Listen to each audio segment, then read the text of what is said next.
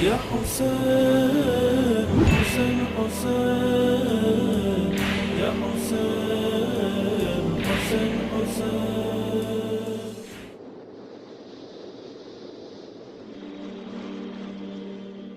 بسم اللہ الرحمن الرحیم.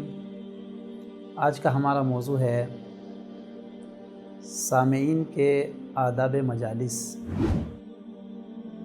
مجلس امام حسین علیہ السلام کے کچھ آداب سامعین سے متعلق ہیں کہ ایک سننے والے کی کیا ذمہ داریاں ہیں اور اس کو کن آداب کا خیال رکھنا چاہیے. سب سے پہلے مجلس کے سننے والوں کے لیے ضروری ہے کہ وہ اخلاص رکھتے ہوں، یعنی صرف اس لیے مجلس میں شرکت کریں کہ ہمارا خدا ہم سے راضی و خوشنود ہو جائے. اس لیے شرکت نہ کریں کہ فلاں صاحب کے یہاں مجلس ہے، اگر ہم نہیں گئے تو وہ یہ کہے گا کیوں ہمارے یہاں مجلس میں نہیں آئے. یعنی رشتہ داری نبھانے کے لیے مجلس میں شرکت نہ کریں، بلکہ اللہ کے لیے. آپ کا ہدف جب یہ ہوگا تو پھر آپ کے لیے کچھ فرق نہیں کرے گا. اس لیے کہ چاہے غریب مجلس کرائے، چاہے امیر مجلس کرائے، چاہے رشتہ دار ہو، چاہے غیر رشتہ دار ہو، جب ایسا ہوگا تو آپ ہر جگہ مجلس میں شرکت کرنے کی کوشش کریں گے اور آپ کا خدا بھی آپ سے راضی رہے گا. تو پہلی شرط اور پہلا ادب سامعین کے لیے اخلاص ہے. دوسرا ادب یہ ہے کہ ایک سامع کو چاہیے، مجلس سننے والے کو چاہیے کہ باوضو جائے. چونکہ جب آپ گھر سے باوضو نکلیں گے اور مجلس امام حسین میں جائیں گے تو یہ مجلس کے لیے پہلے سے آمادگی اور تیاری ہے. آپ وہاں پر جائیں گے تو ایک عبادت سمجھ کر مجلس سنیں گے. دوسرا ادب اور دوسری ذمہ داری جب آپ کی خدمت میں عرض ہو چکی تو پھر تیسری ذمہ داری یہ ہے کہ جب آپ گھر سے نکلیں تو سیاہ لباس، کالا لباس پہن کر کے آپ گھر سے نکلیں تاکہ یہ احساس ہو کہ یہ کسی کا غم منا رہے ہیں، یہ کسی خوشی میں نہیں جا رہے ہیں، یہ کسی کے ہاں شادی میں نہیں جا رہے ہیں، بلکہ کسی عظیم غم میں شرکت کر رہے ہیں. وہ بھی کس کا غم؟ جنت کے سردار حسین ابن علی کا غم، کہ جس کے مصائب کے اوپر خود پیغمبر نے اپنی زندگی میں امام حسین کے اوپر گریہ کیا، ان مصائب کو یاد کر کے کہ ابھی امام حسین شہید بھی نہیں ہوئے. چوتھی ذمہ داری یہ ہے کہ اس وقت کے جو حالات چل رہے ہیں، گورنمنٹ کی طرف سے جو گائیڈ لائن آئی ہے اس کی رعایت کریں. ماسک لگا کر کے جائیں اور جانے کے بعد سینیٹائزر کا استعمال کریں. گھر سے بھی نکلیں تو سینیٹائزر لگا کے نکلیں. اور جب وہاں پر جائیں مجلس میں تو 1 میٹر کے فاصلے سے بیٹھیں جو گورنمنٹ نے ہمیں بتایا ہے. اس کے علاوہ ایک ادب یہ ہے مجلس میں شرکت کرنے والوں کے لیے کہ جہاں جگہ ملے وہاں بیٹھ جائیں. کسی کو اس کی جگہ سے نہ اٹھائیں. اگر آگے بچے بیٹھے ہوئے ہیں تو بچوں کو نہ اٹھائیں. ہاں، اگر آپ کو اس بات کا خطرہ ہے کہ بچے شور مچائیں گے تو انہیں گائیڈ کیجیے. یہ چھوٹے بچے ہیں، اس طریقے سے اٹھائیں کہ وہ راضی ہو جائیں، خوش ہو جائیں، آپ سے ناراض نہ ہوں.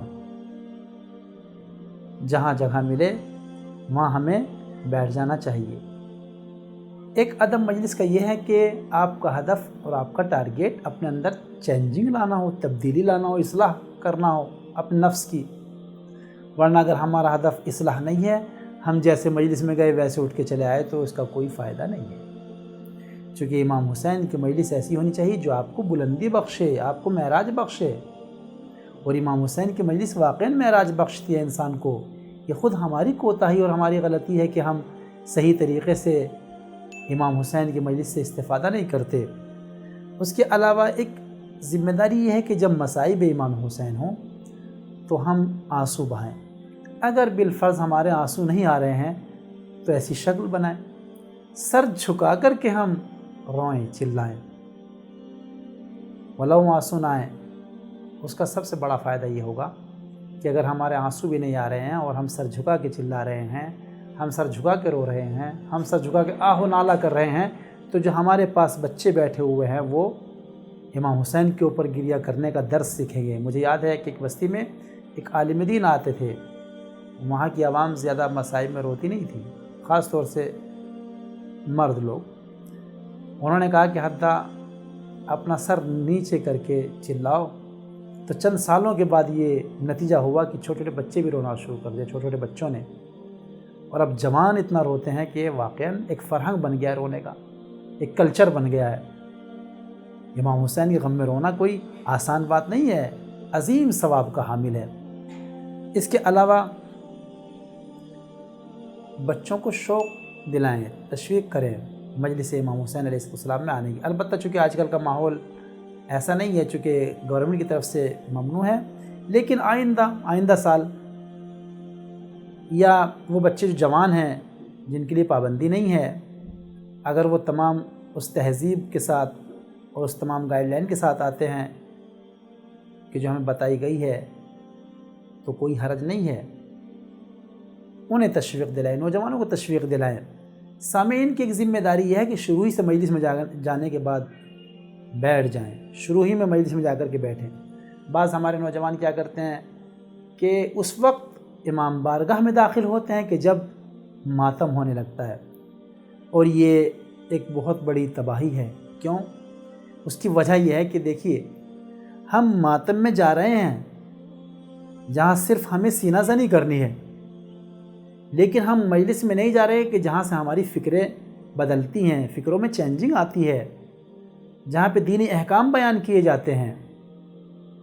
تو اس کا مطلب یہ ہوا کہ ہمیں پہلے شرکت کرنی چاہیے اور آخر تک ہمیں رہنا چاہیے، مگر یہ کہ کسی کی مجبوری ہو۔ اس کے علاوہ ایک ذمہ داری یہ ہے کہ جب تبرک لیں سامعین تو احترام سے تبرک لیں۔ اگر کوئی زمین پہ گر جائے تو اس کا احترام کریں۔ البتہ میں یہ نہیں کہتا ہوں کہ زمین پہ گرے ہوئے آپ تبرک کو اٹھا کر کھا لیں، لیکن یہ کہ اگر رکھ رہے ہیں تو ایک کونے میں، ایک سائیڈ میں، تاکہ وہاں پہ اگر کوئی مخلوق الہی ہے، چیونٹیاں ہیں، مورچے ہیں، تو وہ اس سے استفادہ کر سکتے ہیں۔ بالآخر یعنی بے احترامی نہ ہو تبرک امام حسین کی، جلد بازی سے تبرک نہ لیں، دوسروں کا خیال رکھیں تاکہ پتہ لگے یہ فرہنگ حسینی ہے۔ اور اگر مجلس سے پہلے جا کر کے آپ بیٹھ گئے ہیں تو یا مجلس کے بعد رک گئے ہیں تو غیبت نہ کریں، چونکہ اگر ہم نے مجلس میں شرکت کی اور پھر کسی کی غیبت کی تو ہماری مجلس کا ثواب سب اس کے اکاؤنٹ میں چلا جائے گا، تو پھر ہمارے پاس کچھ ثواب نہیں رہے گا۔ یہ چند چیزیں تھیں جو میں نے مجلس میں شرکت کرنے والوں کے لیے عرض کیا۔ انشاءاللہ کہ ہم ان چیزوں کے اوپر توجہ کریں گے۔ خداوند عالم سے درخواست ہے کہ خدایا ہمیں امام حسین علیہ السلام کی مجلس میں صحیح طور پر شرکت کرنے کی توفیق عطا فرمائے۔ السلام علیکم ورحمۃ اللہ وبرکاتہ۔ یا حسین